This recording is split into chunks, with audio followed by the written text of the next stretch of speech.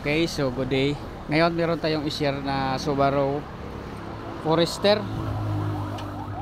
Bali dalawang beses to na dagdagan ng freon. So ngayon kulang na naman siya, pero kunti lang naman yung kulang guys, no. So start muna natin para ma-check natin yung karga na natira. Start lang natin.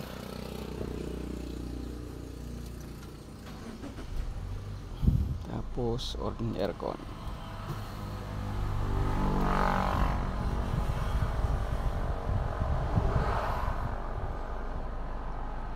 Yan, at dito ang kanyang lamig, no. Bali hindi siya pareho, kasi dito malamig, dito wala.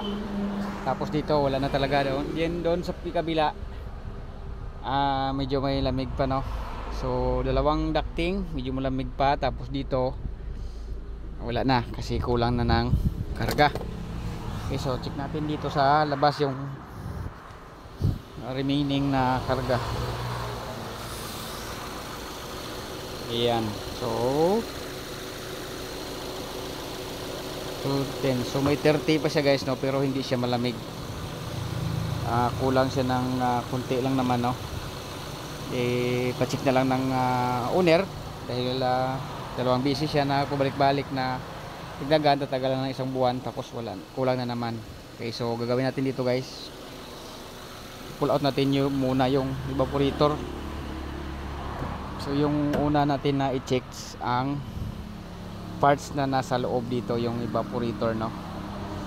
So ito po ay Subaru Forester. So hindi naman to backlash dashboard, bali madukot lang yung evaporator dyan, no. So fast forward na lang natin. Okay, so after natin na fast forward, ito yung kanyang evaporator. Yan. So medyo luma na guys, no, sa kanyang itsura, parang ano na. Okay, so dyan natin siya dinukot. Yan, so simple na naman magtanggal ng evaporator ng Subaru guys. Sundan nyo lang yung mga tanggalin ng mga bolt at saka yung blower housing. Okay, so lagyan lang natin ng expansion valve para ma-electis.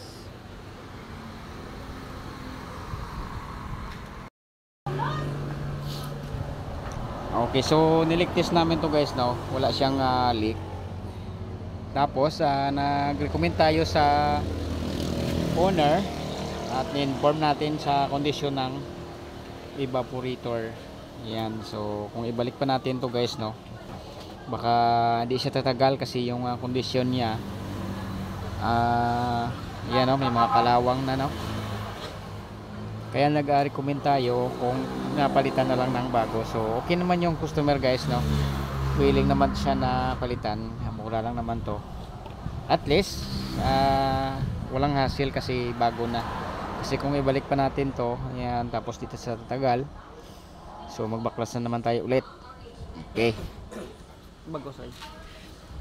Okay, ready.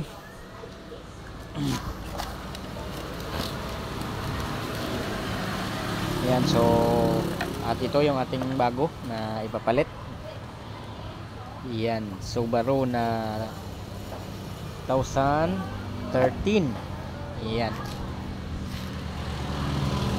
Okay, tapos magpalit nito kasi yung bago walang tubo. Ito walang tubo, so ano naman to guys, ditanggal-tanggal naman to. Tanggalin na natin to at saka ilipat dito sa ating bagong evaporator, no. Okay, so symbol na natin.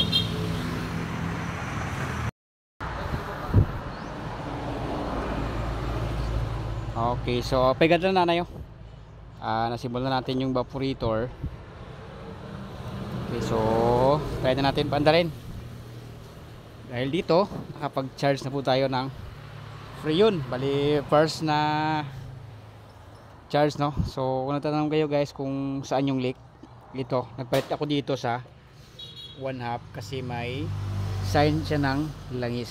So pag bukas ko, ito yung o-ring, matigas na, nakalubog na sa kanyang nilalagyan na ano. So yan, pinalitan ko na lang yung o-ring. Sige, start na tayo. Okay, start.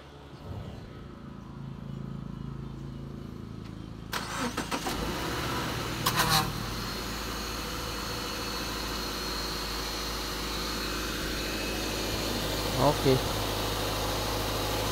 So naka-on na yung ating aircon. Siguro naka-auto doon yung switch. Yan.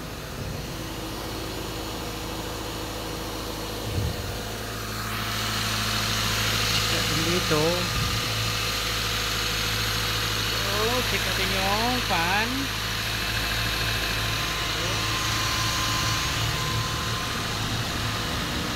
Okay, working naman lahat. Ayan. Malamig agad guys, oh. No? Bilis, lamig na. Okay, so yun lang ating ma-share dito guys. Nagpalit tayo ng evaporator.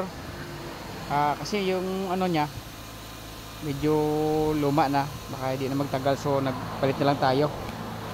Yan, so di na natin hintayin pa na magkaroon siya ng leak. Saka gagawa na, baklasin naman natin ulit yung evaporator kung magkaroon leak. So yan, so nagpalit na tayo ng bago na lang. Kasi yun lang ng ating i-share dito guys. Tapos symbol ko na lang to. Tapos na naman. Okay, so yan lang, no, and thank you for watching and God bless po.